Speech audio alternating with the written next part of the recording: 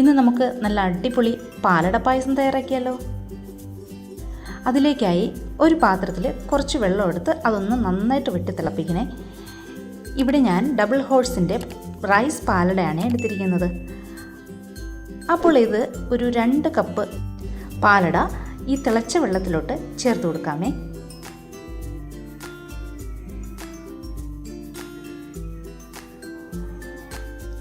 എന്നിട്ട് നന്നായിട്ടൊന്ന് ഇളക്കി കൊടുക്കണേ.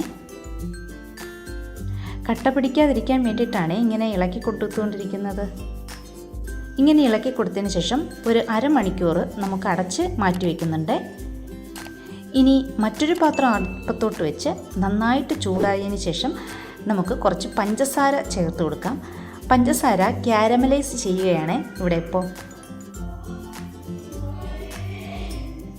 പഞ്ചസാര ചേർത്തതിന് ശേഷം നന്നായിട്ടൊന്ന് ഇളക്കി കൊടുക്കുക. ഈ പഞ്ചസാര ഒരു ബ്രൗൺ കളറിൽ ആയി വരണം. ഇപ്പോഴിതാ ഏകദേശം ബ്രൗൺ കളറിലായിട്ടുണ്ട്. പഞ്ചസാര ഒരിക്കലും കരിഞ്ഞു പോകരുത്, ലൈറ്റ് ബ്രൗൺ കളറിലാകണം. അതിനുശേഷം നമുക്ക് 2 ലിറ്റർ പാലാണ് ഞാനിവിടെ എടുത്തിരിക്കുന്നത്. നമുക്ക് പാല് ഒഴിച്ചു കൊടുക്കാമേ. ഈ പഞ്ചസാര ക്യാരമലൈസ് ചെയ്യുന്നത് എന്തെന്ന് വെച്ചാൽ പായസത്തിന് ഒരു ക്രീം കളർ കിട്ടാൻ വേണ്ടിയിട്ടാണ് ഇങ്ങനെ ചെയ്യുന്നത്.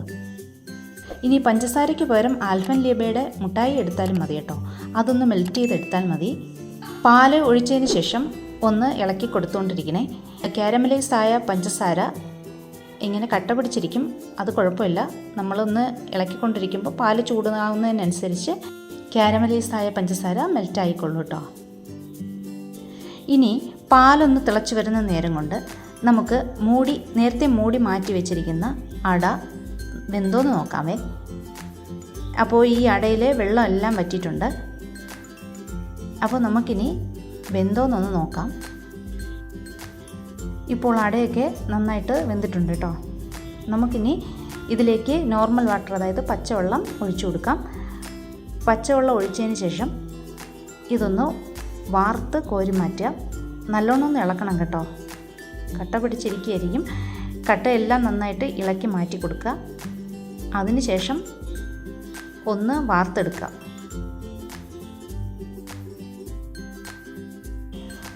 ഒരു അരിപ്പയിലോട്ടോ അല്ലെങ്കിൽ ഹോളുള്ള ഒരു പാത്രത്തിലോട്ടോ നമുക്ക് ഈ അടയെ വാർത്ത് കോരി മാറ്റാം.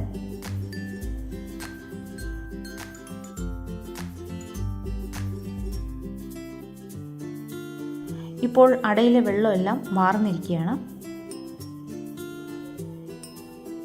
പാല് തിളയ്ക്കാറായി വരുന്നുണ്ട്. ഇതിലേക്ക് നമുക്ക് പഞ്ചസാര ചേർത്ത് കൊടുക്കാം. ഏകദേശം ഒരു 2 കപ്പ് പഞ്ചസാരയാണ് ഞാനിതിലേക്ക് ചേർത്ത് കൊടുത്തത്. എന്നിട്ട് നന്നായിട്ടൊന്ന് ഇളക്കാം.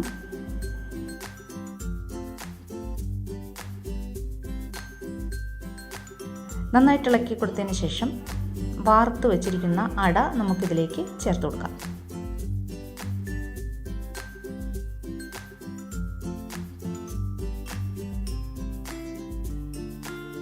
എന്നിട്ട് നമുക്ക് നല്ലോണം ഒന്ന് ഇളക്കി കൊടുക്കാം. ഇപ്പോൾ ഏകദേശം തിളയ്ക്കാറായി വരുന്നുണ്ട്. ഇങ്ങനെ നന്നായിട്ട് വെട്ടി തിളയ്ക്കുമ്പോൾ വരും കേട്ടോ. നന്നായിട്ട് വെട്ടി തിളച്ച് ഇതൊന്ന് വറ്റി വരണം. അതാണ് അതിൻ്റെ പാകം എന്ന് പറയുന്നത്. അപ്പോൾ ഇങ്ങനെ തിളച്ച് വരുമ്പോഴത്തേക്കും നമുക്കതിലേക്ക് കുറച്ച് നെയ്യ് ചേർക്കണം. നെയ്യ് ചേർത്തതിന് ശേഷം കുറച്ച് മിൽക്ക് മെയ്ഡും കൂടെ ചേർത്തിട്ട് നന്നായിട്ടൊന്ന് തിളപ്പിച്ച് എടുക്കണം.